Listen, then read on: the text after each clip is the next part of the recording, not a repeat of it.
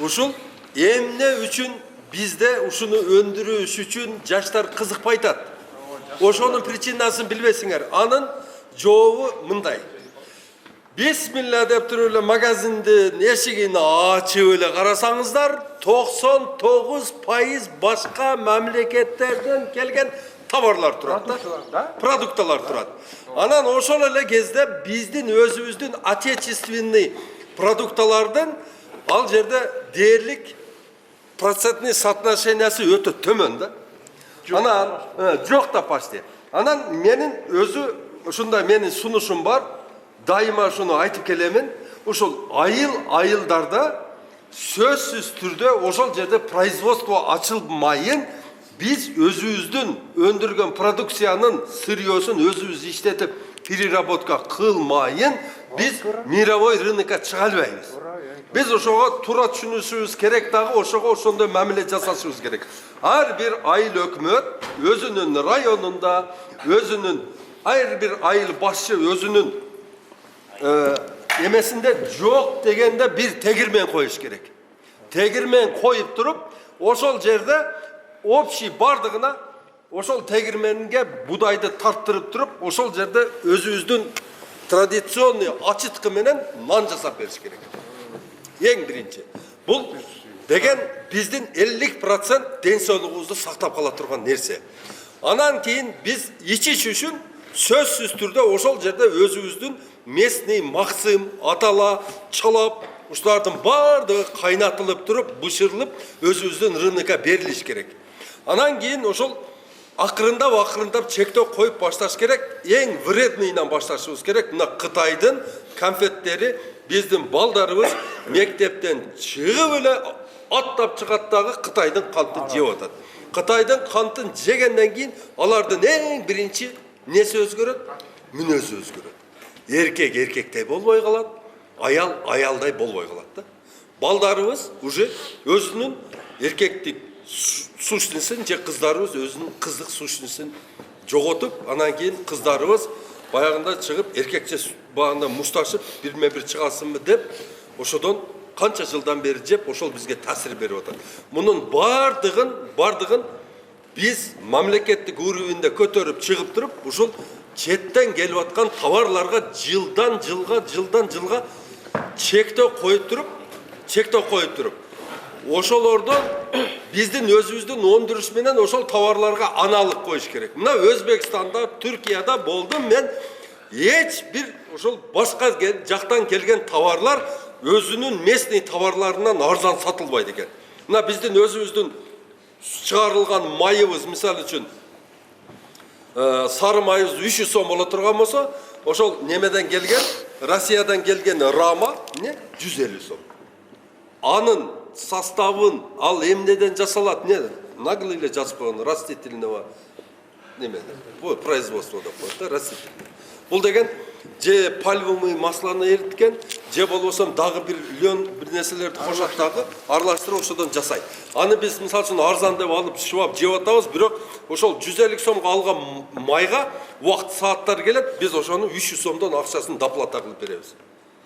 Арзан жеп атабыз да. Эгерде биз сары майды жей турган болсок, ол күчүбүзгө кубат, колубузга кубат, көзүбүзгө зрение, чачыбызга май, бар өзүнө мындай кылып барса, ол осы сразу эле барат дагы бир жерге отурат дагы ошону иштеп чыгарат. Арзан деп нени жеп атабыз. Ошону анализ кылышыбыз керек. Анан ар бир эмеде койдо, ар бир немеде чогулушта, немеде отурганда кола, спрайт, пепси кола, анан кийин дагы фанта, ошолордун бардыгына акырындап мына арактан арылгандай одон дагы арылышыбыз керек. Себеби дегенде өзүңөр билесиздер, кола менен 20 жыл туруп калган моторду жууп атат. Кадимкиде жалтыратып коет экен. Ол биздин ичибизге кирсе эмне болот бул? Ушулардын бардыгын зыяндуулугун эме кылып, эми сразу эле бир тептим тереке чыктым болуп кете албайбыз. Мунун бардыгы түшүнүш менен, акырын эме менен, өзүбүздү тыюу менен, мына магазинге кирдиңби, карап туруп, Кыргызстандын неси бар, балам? Мына печеньясы бар, немеси бар. Так, балам, мен сенен суранычы. Мен ушул жерде как аким катары сага айтайын. Эмнеге Кыргызстанда өндүрүлгөн деп туруп жазып койчу, сенен суранамын. Деп же болбосо активисттер акчаны топтоп туруп эле четкий кылып баннер чыгарып туруп, мына Кыргызстанда өндүрүлгөн деп туруп бир ушудан башташыбыз керек да. Полкасын отдельно коюп туруп, анан кийин киргенде эле биринчи предпочтениени ошол магазинчи айтыш керек. Мен как өзүмүн патриот катары Кыргызстанымын. Мен сизге мына Кыргызстандын товарларын сунуштаймын. Ушудан алыңыз дейиш керек. Көрөсүңөр, эгерде биз өзүбүздүн товарларды алып баштагандан кийин, бюджетке акча түшкөндөн кийин, анан ошол бюджет предприятияныкы көтөрүлөт, анан мамлекетке көтөрүлөт, ошонт бартыр, анан биз сүрүлүп бартыр ошол жерде Кыргызстандын гана товарлары сатылып калат. Себеби дегенде производствого сен салдың, ошол күнүгө оборот болуп туруп, ошол жээлип, ошол сатылып алса, сен уже модернизацияга өтөсүң. Жаңы аппараттарды аласың, чырайлуу кылып чыгарасың, тазалыгын карайсың, адамдарга айлыкты көп төлөйсүң. Ошентип качан биз өзүбүздүн өндүрүштү колдогондо, анан кийин бизде жылыш болот. Ага чейин биз башка бир ошол Россия, Украина, Белоруссия, Китай, Тажикстан, Өзбекстан ошолорду биз обеспечить этип жүрө беребиз. Мындан карагыла, жаныбыздагы Өзбекстан канчалаган ошол концентрат менен бизге сокторду киргизүүдө, ДНАсы кирди, дагы башкасы кирди, суларды, боржомилерди, Эсентуки деген суларды, бизде суубуз, мына арыктан алып суубуз турса бекер. Биз ошол жактан ошол сууларды алып келип ичебизби? Качан биз өзүбүздү мындай өзүбүз дегенди качан үйрөнөбүз, өзүбүздүкү деген. Качан биз ошону үйрөнгөндө, эгерде биз мына айылда туруп ошол саясатты жүргүзүп туруп, эң кычык айылдан ке балам, эртеңден баштап мына аксакалдар чогулуп сенен сураныч. Печени алып келсең бар болдукун алып кел балам. Неме сог алып келсең нокаттыкын алып кел балам. Un алып келсең мына неменикин алып кел балам. Казактыкын жебейли, орустукун жебейли, неменикин жебейли дейли. Айылдан башталып түшүп туруп, анан кийин олар бизге уже эч нерсе киргизе албай калат. Ана ошондо анан кийин биздин предприятиялар өсөт. Ана ошондо бизге инвестициялар өзүнөн өзү, ички инвестиция өзү иштеп баштайт. Качандыр сиз өндүргөн нерсени мына акеминки өндүрдү.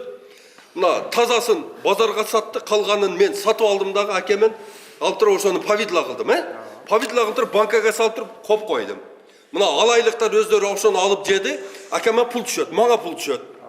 Ана ошондой болгондон кийин өзгөрүү болот да. Анан мына этти дагы биз импорт дей беребиз да. Садак олайын туугандар, базарга барып көрүп атасыңарбы? Биздин бир туугандарыбыз акарачикке жеп атат.